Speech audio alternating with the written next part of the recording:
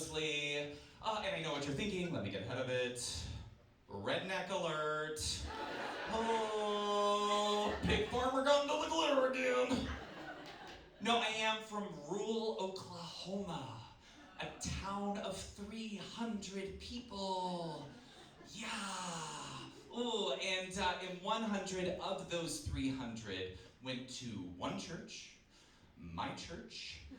It was a real hellfire and brimstone situation, and they made very clear that God hated liberals, feminists, and fags. And also Ace of Base, for some reason. Yeah. Gay people were described to us as demons in skin suits, hiding amongst us, waiting for their first opportunity to make us sin and damn our souls to hell. Looking back, I think our pastor might have been confusing the Bible with the movie Body Snatchers, but church was hard. And not just because the pews didn't have cushions. I never seemed to have that belief gene, even as a kid. And I was this quiet, placating, nice child, but I could not stop myself from asking questions. Why can't our pews have cushions?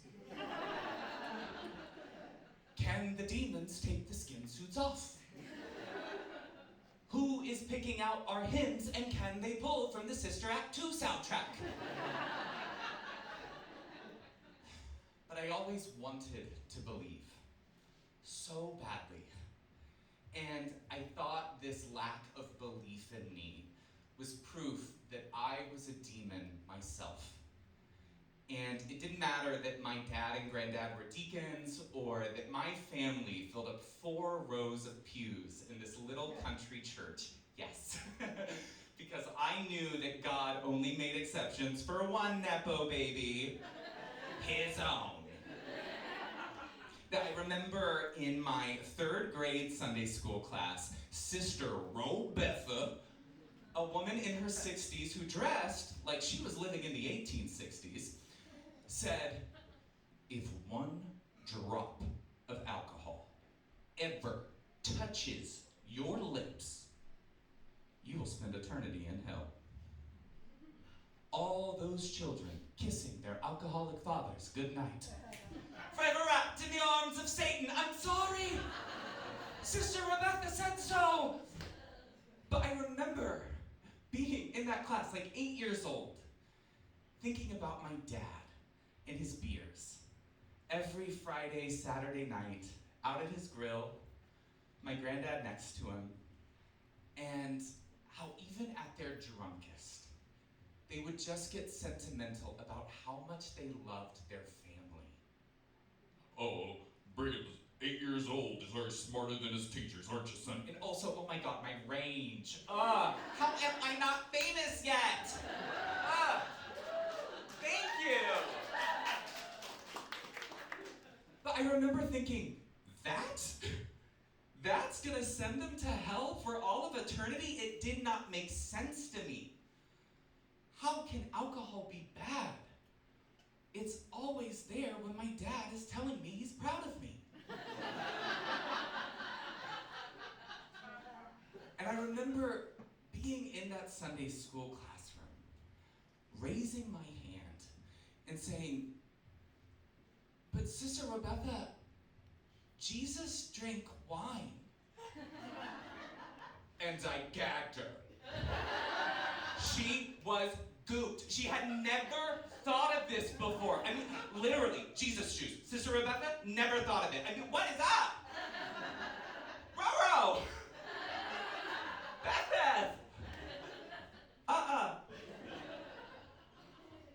She ended Sunday school early.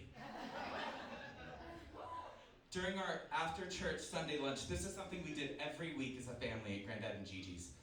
My brother, who was in the same class as me, was bragging about me. Brigham School the teacher! Gagged her bitch ass!